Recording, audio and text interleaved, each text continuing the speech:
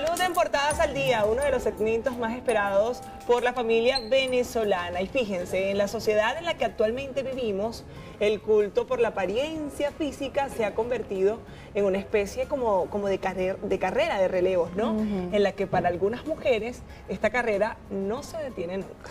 Pues así es, y hay muchas mujeres que se enfocan intensamente en su apariencia e imagen corporal, que no está mal, pero a veces llega a recurrir frecuentemente a procedimientos estéticos que son innecesarios o que son obsesivos. Y esto no se puede evitar porque no sienten una satisfacción sobre cómo se ven a sí mismas, y esto ya llega a ser una condición.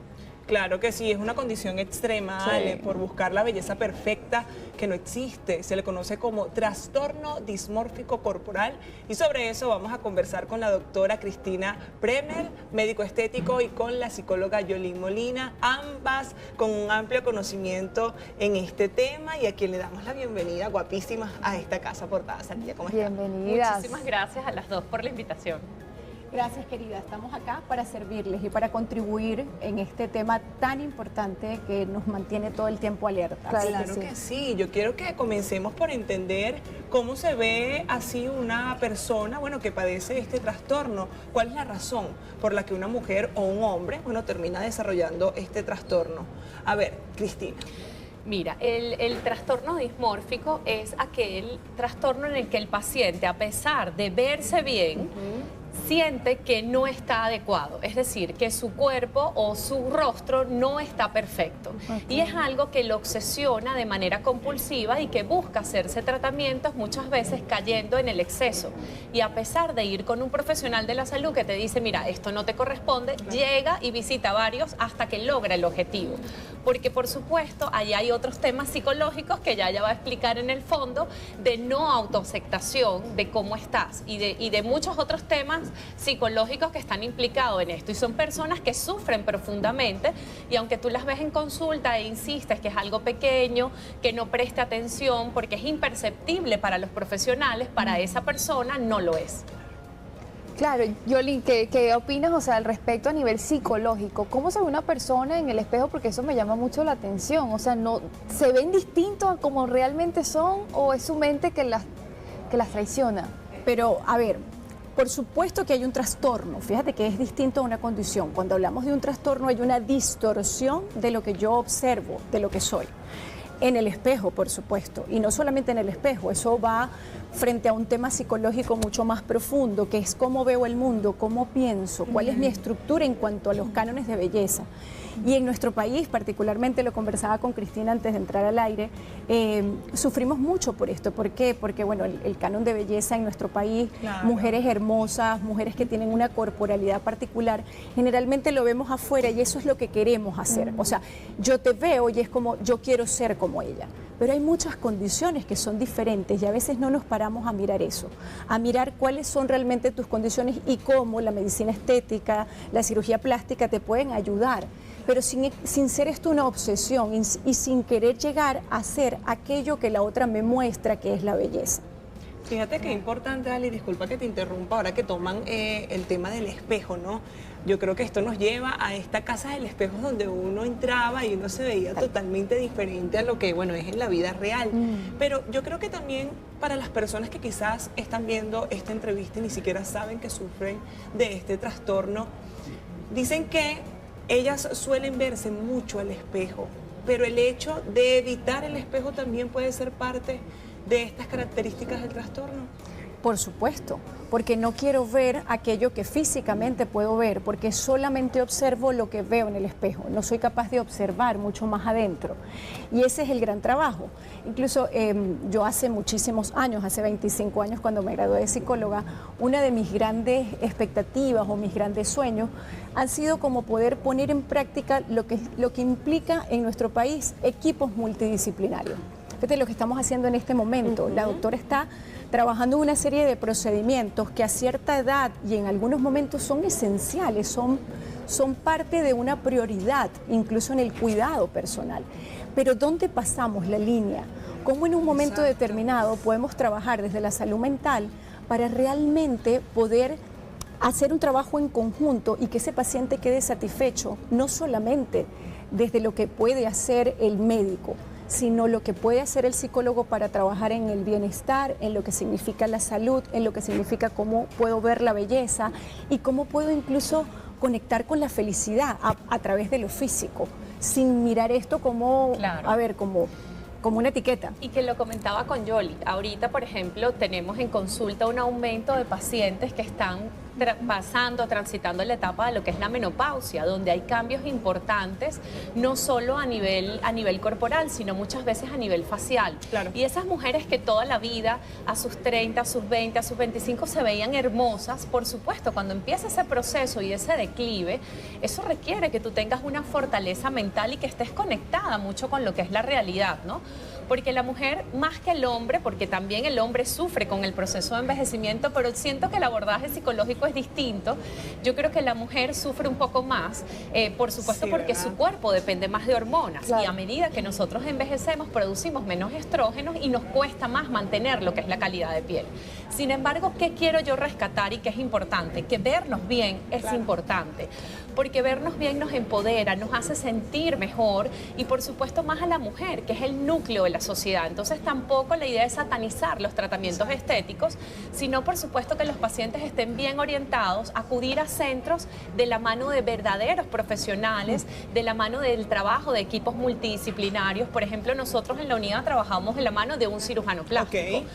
Y de una dermatólogo, porque es necesario el trabajo en equipo para que el paciente logre el mejor resultado. Ahora bien, ¿cómo Claro. un profesional del área estética identifica cuando una paciente o un cliente presenta este trastorno y cuál debería ser entonces la forma de abordarlo? Porque decirle así como de una, oye, yo considero que tú Sí, tienes no. este es difícil, No, nunca ¿no? lo decimos, no le hacemos el Ok. diagnóstico en la consulta, pero eso es algo que ya el ojo de estar tantos años en la consulta te lo permite ver. Ok. Primero es un paciente que cuando tú le preguntas los tratamientos previos que se han realizado son demasiados para su edad.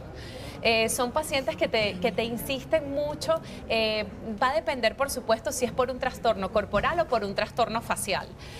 Luego son pacientes que se han sometido muchas veces a procedimientos quirúrgicos y mínimamente invasivos de manera reiterativa.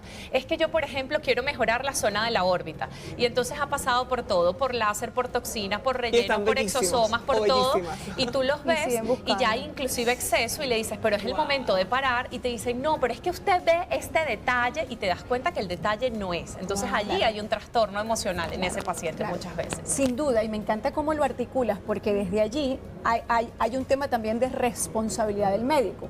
Lo digo, Qué ¿no? difícil. En esto de, a ver, sí, yo puedo como acompañarte, yo puedo como quizás mejorar esto, pero ¿sabes qué? Yo creo que esto es importante también que lo trabajes desde la salud mental y desde la inquietud y el dolor profundo que tiene que ver con esto que ya tú tienes en tu cabeza, con esta imagen que has construido, que es totalmente distinta a la realidad.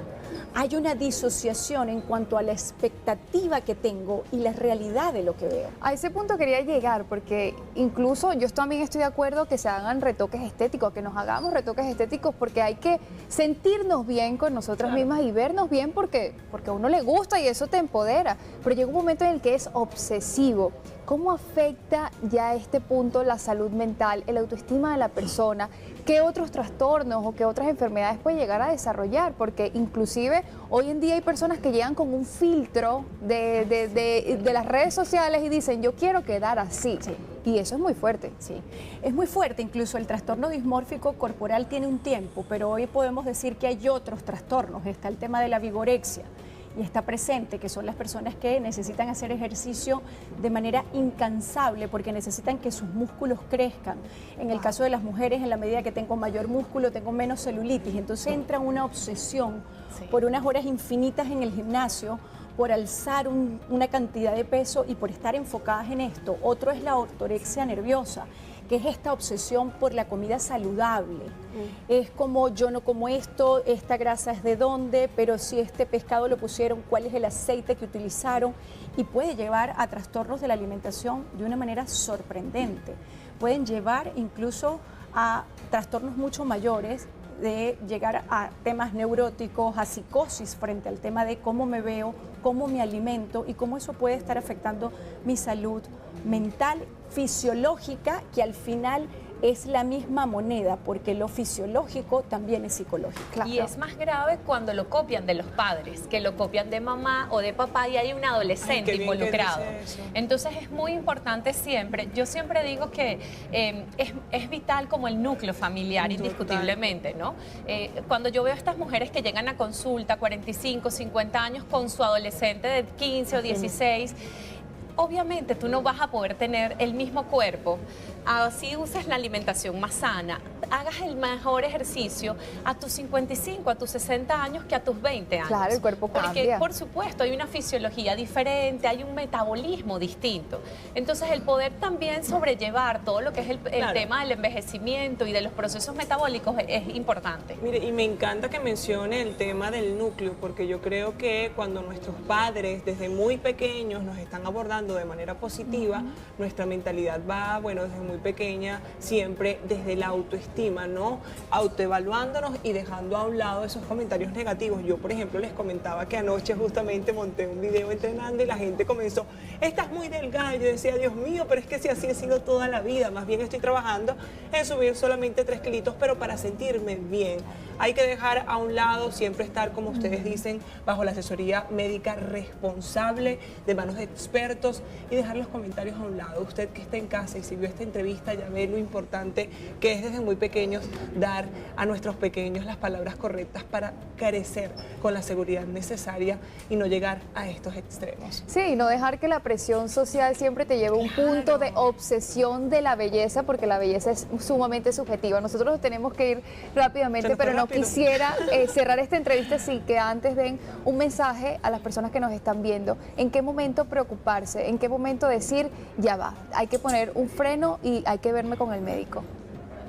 Mira, definitivamente yo, por supuesto, soy médico estético, amo la belleza, amo las proporciones, la armonía, la simetría, y siento que eso es importante en la vida, pero sí creo que tenemos que ser como muy prudentes, muy coherentes, darnos cuenta que el proceso de envejecimiento es progresivo, es cambiante y que no podemos detenerlo definitivamente, ¿no? Y estar conectados con la realidad. Yo creo que acá lo correcto es el estar conectados con la realidad.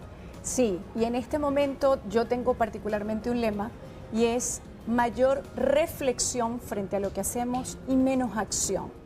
Antes de ir, antes muy de bonito querer hacer algún tratamiento, alguna intervención, Claro. reflexiona frente a eso, mira cuál es tu bienestar, busca que el cuerpo y la belleza vayan de la mano junto a tu biología que es temporal. Busquemos la manera de vernos y de sentirnos bien, saludables a la edad de cada una. Aquí hay varias décadas. Yo estoy este mes a punto de montarme la década de los 50. Chicos, Así que un mes Sí. maravilloso y conectada con mi edad y Claro. conectada con la salud y la necesidad de verme bien, pero sin opacar esos 50 años que van a llegar.